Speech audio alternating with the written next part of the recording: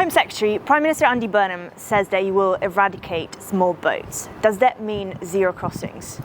Well, look, we're going to bear down on small boats relentlessly. He's been very clear. The Labour government actually, I think, has a good track record of tackling every part of this vile trade that does cost lives in the Channel. People forget that, people die in the Channel on a fairly regular basis trying to cross in these small boats.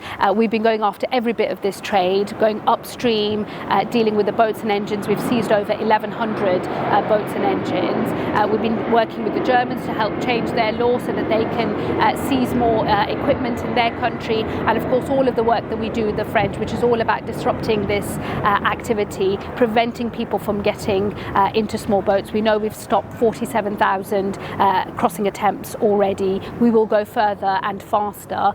The Prime Minister is absolutely right. We've got to do everything we can to bear down on this vile trade. The Prime Minister also said he's going to change tactics to deal with these new mega boats that we've seen in recent days. What are you actually going to change? Well, the first thing I would say is the switch in tactics from the people smugglers is actually a response to the fact that their operating environment has now changed. So all of the work that we've been doing, primarily with the French, but with other partners in Europe as well, has changed the environment that the people smugglers were working in. It has made it more difficult for them to operate, and it has meant fewer people have been getting on boats thus far this year. So now we've seen a change of tactics. We already knew that the people smugglers were trying to move further south, so get out of the north of France, move into a different area to try to operate out of there. We know that they've previously changed their tactics on boats by picking people up in the water, and of course now they're trying to go for much bigger boats so that you get more people on in one go. We've seen this before. They're responding to a changed law enforcement environment. What I will say is we are going to go after them relentlessly on their new tactics, just as strongly as we've gone after them on their older tactics as well. What I won't be able to do is to give you a commentary on exactly how we're going to do that, because I might as well just do a broadcast to them and say this is how we're going to come after you. But rest assured, the very fact of them changing their tactics is because they're finding it more difficult to operate, and now they're thinking of new ways of getting around the changes that we're making with the French. We will find ways to stop. You mentioned a deal with the French, and in May you said you'd driven a hard bargain with France. But what do they actually have to do to get the 162 million, which is payment by results cash? Do you not think that 230 people getting through in one single boat show failure on their part? Look, I think the deal we've got with the French is absolutely critical to the work that we need to do to smash the business model of these people smugglers.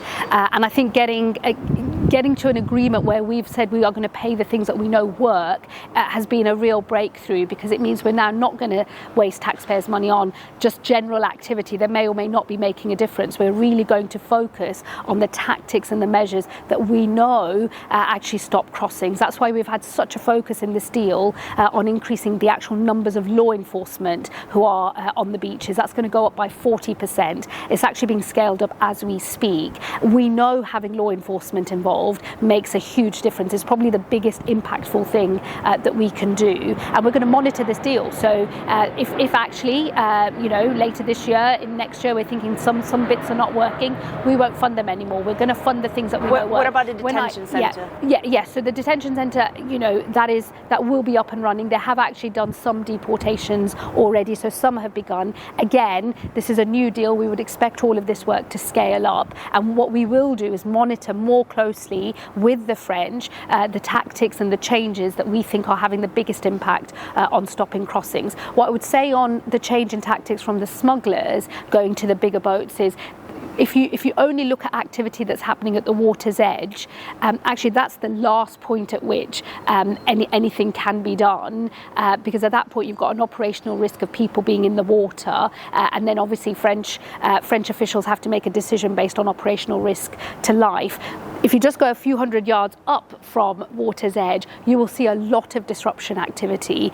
There is a huge amount of work happening with French law enforcement that is literally stopping people from actually getting to water's edge in the first place. And if you go a bit further upstream, you'll see the seizing of the boats and the engines as well. So Look, it's a full spectrum response across every part of this journey. But of course, when they get to water's edge, you've got much fewer options at that point. So the real thing is to try and stop them from getting there in the first place. And the detention centre will happen by the end of the year? Yeah, well, so we're obviously working with them. It's not operational yet. They've started to get some deportations up.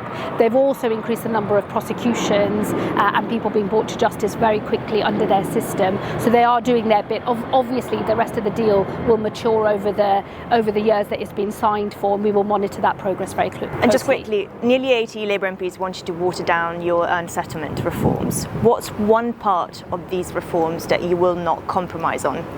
Well, look, the earned settlement reforms have taken the form of a consultation. I made a statement in the House when we said we would consult on the specific arrangements and think carefully about how different groups are going to be affected. That consultation has taken place. We are reviewing and analysing those responses and working on what the final package will look like. I've said before we will settle that later this autumn, which is what we will do. And I will say more about that once we've got that final package. So you're happy to compromise on these things? On anything we always said we would consult. Is exactly what we have done. We had one of the largest ever responses to that consultation, and people have responded not just on what they agree with or disagree with, but on specific points of particular groups that will be affected, and made suggestions of transitional arrangements. We will now work through all of those suggestions to see what is the best package that we think strikes a right balance between fairness and a system that's built on contribution. And just briefly, Europe is now backing offshore migrant centres.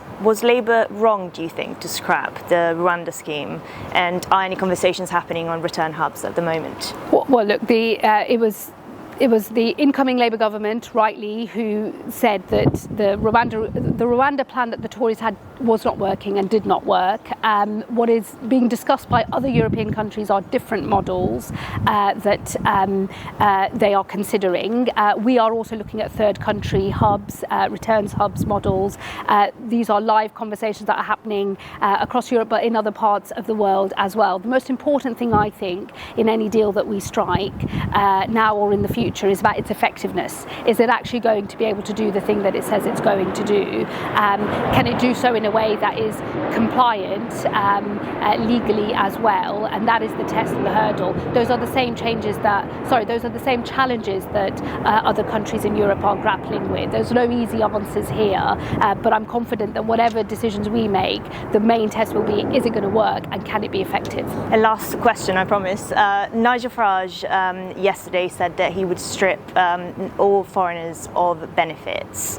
What's your response to those plans? What do you make of them? Well, look, what we see from Reform and from Nigel Farage is a lot of very strong rhetoric and not a lot of detail about how actually changes would be implemented, who would be affected, and how they would do it in practice. And the thing that we need to hold them to account on is, would it work? Have they thought through all of those challenges? And those are really questions for them to answer. What I'm focused on is the fact that this government has got removals up over 80,000. That is the highest number since 2016. We've created an environment in which people are now getting the message that if you are here illegally, you have no right to be in this country. You either leave of your own accord or we will remove you. And that is a strong performance that this government will build on. What we are focused on is effective action to actually change our reality and make sure that our rules are being enforced. The strong rhetoric is fine, it sounds good, it will deliver nothing.